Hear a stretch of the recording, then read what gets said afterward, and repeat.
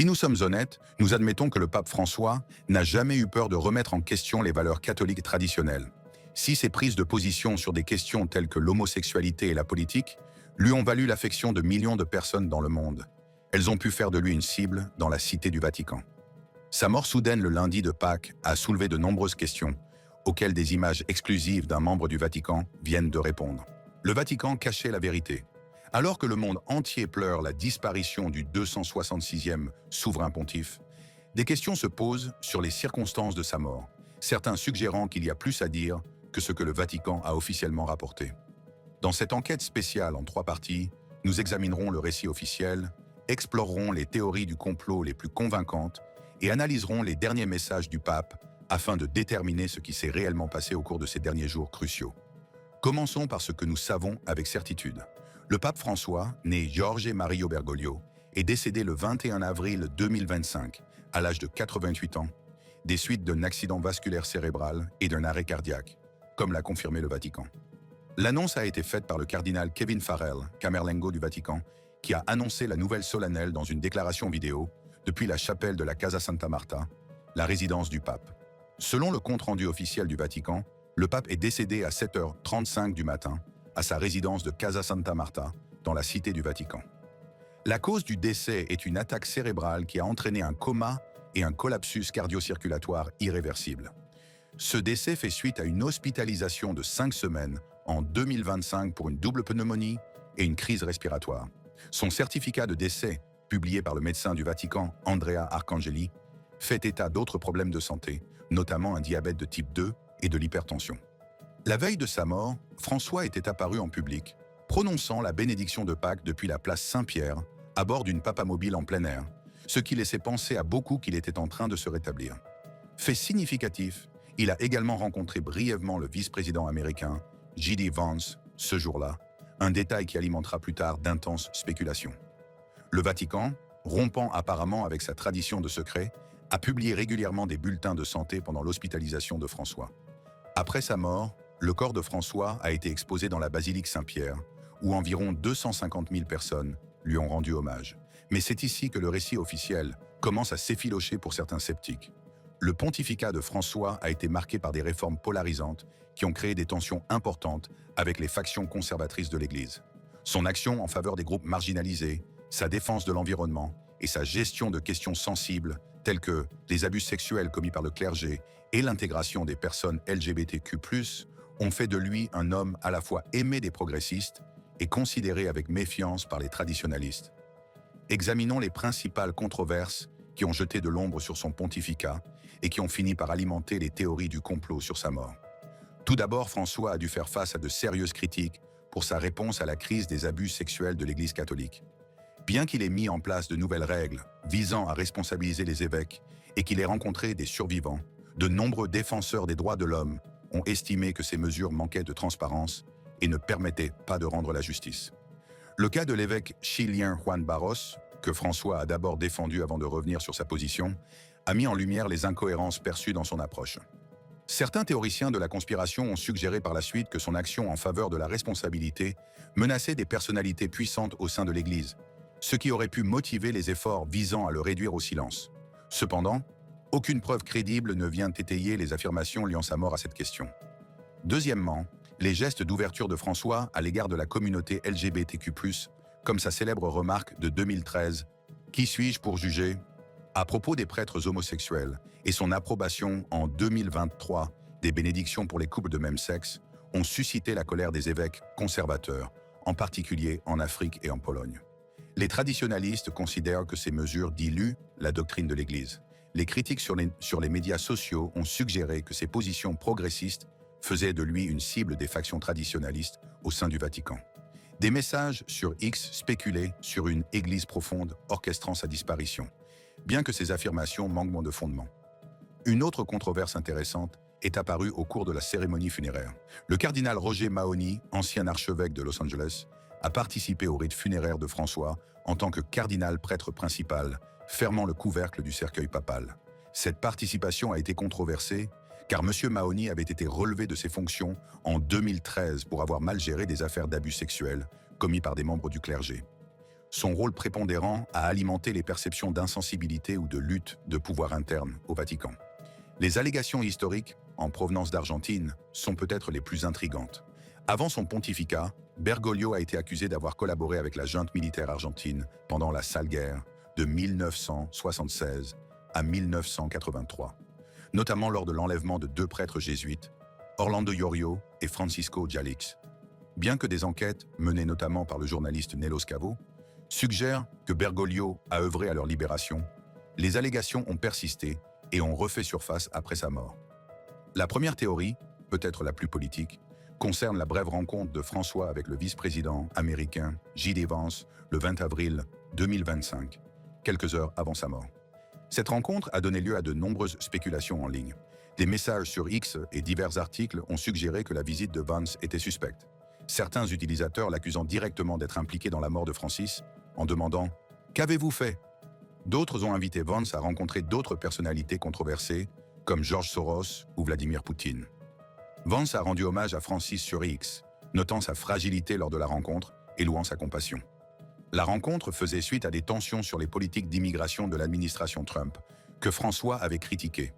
Bien que le moment choisi pour la rencontre ait alimenté les spéculations, aucune preuve ne permet d'affirmer qu'il s'agit d'un acte criminel. Le Vatican a confirmé que la mort de François était due à un accident vasculaire cérébral, conformément à ses problèmes de santé documentés. La deuxième grande théorie du complot concerne ce que certains appellent l'Église profonde et une prétendue dissimulation du Vatican. L'archevêque Carlo Maria Vigano, un ancien envoyé du Vatican excommunié, a affirmé en février 2025 que le pape François était peut-être déjà mort, citant des mises à jour incohérentes sur l'état de santé du Vatican. Il a accusé une Église profonde de manipuler l'information, un récit repris par les utilisateurs de X après la mort de François. M. Vigano, connu pour ses théories conspirationnistes de droite, s'est déjà opposé à M. François sur des politiques progressistes. Ces affirmations ont trouvé un écho dans les milieux catholiques conservateurs, sceptiques quant à la transparence du Vatican. Cependant, les mises à jour détaillées de l'état de santé du Vatican, y compris les rapports quotidiens et un message audio pendant l'hospitalisation de François, contredisent les allégations de dissimulation. Une autre théorie du complot, qui a fait son chemin sur Internet, associe la mort du pape au vaccin Covid-19. Le pasteur Chris Oyakhilome, fondateur de Christ Embassy, a affirmé sur X que François était mort à cause du vaccin Covid-19, une version amplifiée par les militants anti-vaccins.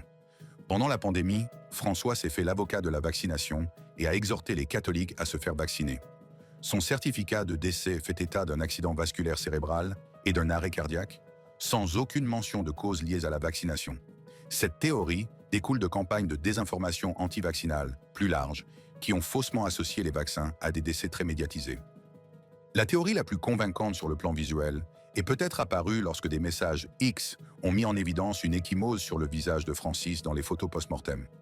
Certains utilisateurs ont cité des experts médicaux anonymes suggérant qu'un traumatisme ante-mortem, tel qu'une chute, pourrait être à l'origine de l'attaque cérébrale. Le certificat de décès du Vatican précise qu'il s'agit d'une attaque cérébrale sans mention de traumatisme. Les ecchymoses pourraient résulter d'interventions médicales, de changements naturels post-mortem ou de sa fragilité avérée. En l'absence de rapports officiels confirmant un traumatisme, cette théorie reste spéculative. Le diagnostic d'accident vasculaire cérébral correspond à l'âge de Francis et à ses antécédents médicaux, notamment l'hypertension et le diabète. Nous allons maintenant nous pencher sur la position la plus controversée du pape François, son approche de la bénédiction des couples de même sexe, et sur la manière dont cette position polarisante a pu contribuer aux théories entourant sa mort. La position la plus controversée du pape est sa santé défaillante. En décembre 2023, le pape François a approuvé un document du Vatican, Fiducia Supplicans, publié par le Dicaster pour la doctrine de la foi, qui autorisait les prêtres à offrir des bénédictions non liturgiques aux couples de même sexe et à d'autres personnes en situation irrégulière, sous certaines conditions. Le document souligne que ces bénédictions n'équivalent pas à une approbation des unions homosexuelles et ne modifient pas l'enseignement de l'Église selon lequel le mariage est exclusivement l'union d'un homme et d'une femme. Il s'agit plutôt de gestes pastoraux de miséricorde et d'inclusion. Ce n'était pas le premier geste de François à l'égard de la communauté LGBTQ+. En 2013, il avait déclaré « Si quelqu'un est gay, qu'il cherche le Seigneur et qu'il est de bonne volonté, qui suis-je pour le juger ?» Un contraste frappant avec son prédécesseur, le pape Benoît XVI, qui qualifiait l'homosexualité de mal moral intrinsèque. En 2020, François a approuvé les unions civiles pour les couples de même sexe, estimant qu'ils méritaient des protections juridiques, tout en maintenant que le mariage restait une union sacramentelle entre un homme et une femme. Pourquoi cette position était-elle si controversée? Les valeurs traditionnelles du Vatican, enracinées dans le catéchisme de l'Église catholique, Numéro 2357, qualifient les actes homosexuels d'intrinsèquement désordonnés et appellent les personnes ayant des tendances homosexuelles à vivre chastement. Un document du Vatican datant de 2003 rejette explicitement toute approbation du comportement homosexuel ou toute reconnaissance légale des unions entre personnes du même sexe. Les critiques, y compris le clergé conservateur et les universitaires, ont fait valoir que l'autorisation de bénir les couples de même sexe contredisait cet enseignement, même si les bénédictions n'étaient pas liturgiques. Par exemple, le révérend Donald Paul Solens, sociologue conservateur, a déclaré que la décision contredisait directement l'enseignement le plus récent de l'Église catholique sur cette question. L'opposition a été particulièrement forte dans les régions où les hiérarchies catholiques sont conservatrices, comme en Afrique et dans certaines parties de l'Asie, où les conférences épiscopales ont soit rejeté, soit fortement limité la mise en œuvre des bénédictions pour les couples de même sexe. Mammager Joseph Strickland, évêque du Texas et critique virulent de François, a dénoncé les bénédictions comme faisant partie d'un programme woke plus large, affirmant qu'elles reflétaient la corruption au sein de l'Église. Sa destitution de son diocèse en novembre 2023, bien qu'elle ne soit pas explicitement liée à cette question, a été considérée par certains comme une réponse à son traditionnalisme affiché. Mais même les catholiques progressistes avaient des sentiments mitigés. Le père Brian Massingal, prêtre catholique gay, a noté que l'approche de François restait attachée aux enseignements sexuels traditionnels, créant une incohérence fondamentale entre sa rhétorique compatissante et la position doctrinale de l'Église. Les catholiques LGBTQ+, se sont donc sentis à la fois pleins d'espoir et aliénés. Cette décision a exacerbé un conflit idéologique au sein de l'Église, décrit comme une guerre culturelle entre les libéraux en quête de réforme et les conservateurs défendant les enseignements traditionnels. Les détracteurs de François, dont le cardinal traditionnaliste Raymond Burke, ont subi des répercussions, par exemple la perte des privilèges du Vatican. Et certains ont considéré que François s'en prenait de manière disproportionnée aux conservateurs, tout en se montrant plus indulgent à l'égard des dissidents progressistes. La controverse a aggravé les divisions au sein de l'Église. 82% des catholiques américains considérant François comme favorable en 2021, mais les factions conservatrices se faisant de plus en plus entendre. La nomination par François de 110 des 138 cardinaux votants a garanti un conclave progressiste, mais la diversité de l'Église mondiale, en particulier les bastions conservateurs d'Afrique et d'Asie, signifie que son successeur pourrait ne pas adhérer pleinement à cette position. Alors que la Fiducia Supplicans était présentée comme un compromis pastoral, ses implications ont remis en question la position traditionnelle de l'Église sur la sexualité, suscitant des accusations d'hérésie de la part de certains et un optimisme prudent de la part d'autres. La controverse ne reflète pas seulement un différend doctrinal, mais une lutte plus large sur l'identité de l'Église dans un monde en mutation rapide. Les défenseurs de François soutiennent qu'il a fidèlement mis en œuvre la vision du Concile Vatican II d'une Église miséricordieuse et inclusive, mais ses détracteurs affirment qu'il a risqué de diluer des enseignements fondamentaux au nom de la pertinence. Examinons maintenant l'état de santé de François dans les mois qui ont précédé sa mort. Ces derniers jours ont été marqués par une apparition publique remarquable qui ne laissait guère présager la tragédie à venir. Le dimanche de Pâques 20 avril 2025, un jour avant sa mort, le pape François a fait une apparition publique remarquée. Malgré son état de santé affaibli et le fait qu'il se déplace en fauteuil roulant, il a béni les milliers de personnes rassemblées sur la place Saint-Pierre pour la messe de Pâques, qui a été présidée par le cardinal Angelo Comastri, en raison de l'incapacité de François à diriger l'office. Il est apparu sur le balcon de la loggia de la basilique Saint-Pierre, prononçant un bref « Joyeuse Pâques », qui serait son dernier mot en public. La foule a répondu par des chants « Viva il Papa !»« Vive le pape !» Après la messe, il a fait un tour surprise en papamobile sur la piazza, ce qui a ravi les fidèles. Plus tôt dans la journée, il avait également tenu une brève réunion privée avec le vice-président américain J.D. Vance pour échanger les vœux de Pâques. Au cours de cette période, Francis a connu des épisodes critiques, notamment 4 crises respiratoires, dont la plus grave s'est produite le 28 février, lorsqu'il a inhalé des vomissures, ce qui l'a conduit au bord de la mort. Son équipe médicale a été confrontée à une décision cruciale, poursuivre le traitement ou le laisser s'éteindre paisiblement, mais son infirmière personnelle, au courant des souhaits de Francis, les a exhortés à faire tout ce qui est possible. Après sa libération le 23 mars 2025, on a conseillé à François de rester en convalescence pendant au moins 2 mois, en évitant les foules et en limitant les apparitions publiques pour favoriser son rétablissement. Malgré sa fragilité, il reste déterminé à dialoguer avec les fidèles. Il a progressivement repris certaines fonctions, notamment en rencontrant les fonctionnaires du Vatican, les médecins et les infirmières qui l'ont soigné, et a fait des apparitions publiques surprises, comme la bénédiction des foules sur la place Saint-Pierre le dimanche des Rameaux et pendant la Semaine Sainte. C'est ici que notre enquête prend une tournure fascinante. Pendant l'hospitalisation de François, l'un de ses médecins a donné une interview surprenante qui semble aujourd'hui prémonitoire, compte tenu de la mort soudaine du pape. Le médecin, tout en confirmant que l'état de santé de François était stable, a mis en garde contre une complication potentiellement fatale qui pourrait survenir.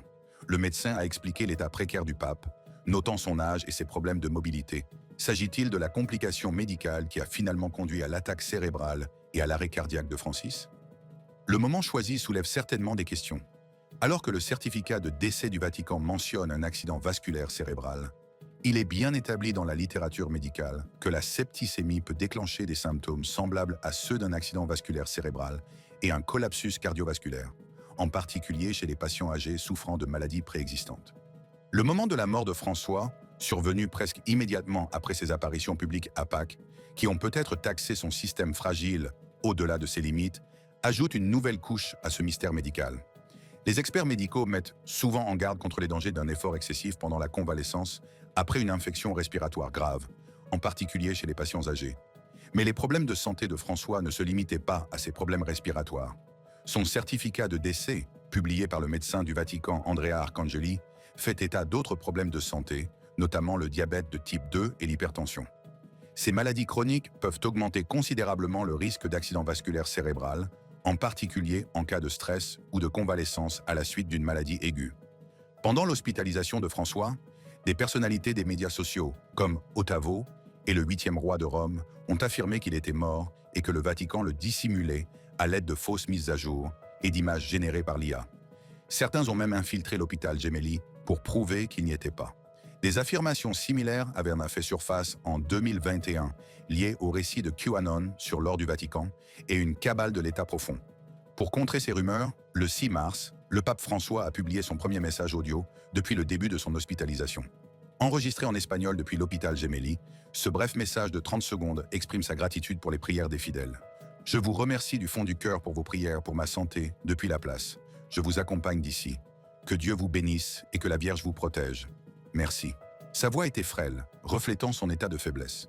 Mais le message était un signe public important de vie alors que son état était critique. Cette révélation a alimenté les spéculations sur l'étendue des problèmes systémiques au sein du Vatican, tels que les abus sexuels du clergé et les scandales financiers dont François a hérité. Ses détracteurs estiment que son manque de précision laisse planer des doutes sur la transparence et l'efficacité avec lesquelles il a traité ces questions. Ses partisans, en revanche, voient dans cette reconnaissance un signe de son engagement en faveur de la réforme.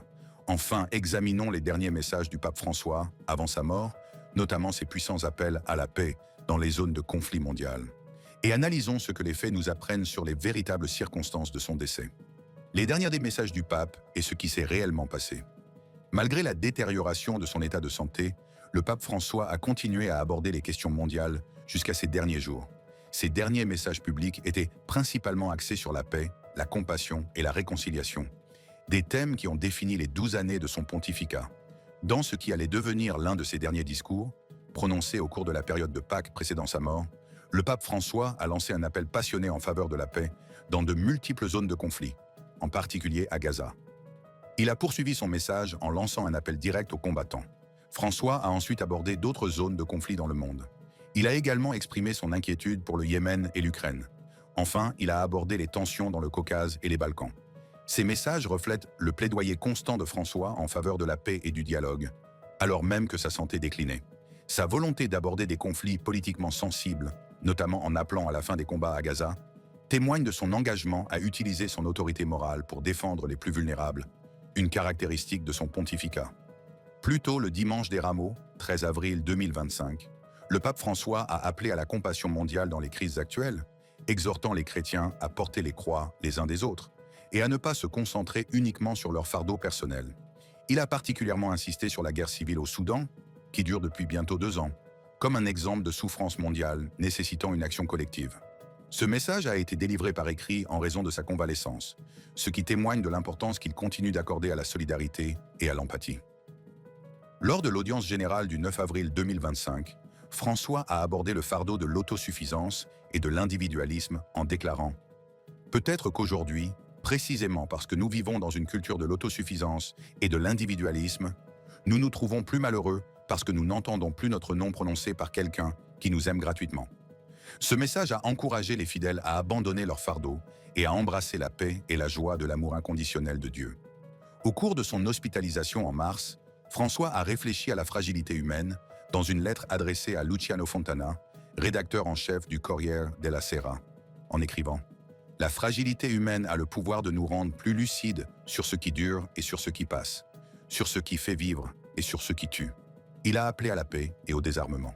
Nous devons désarmer les mots pour désarmer les esprits et désarmer la terre.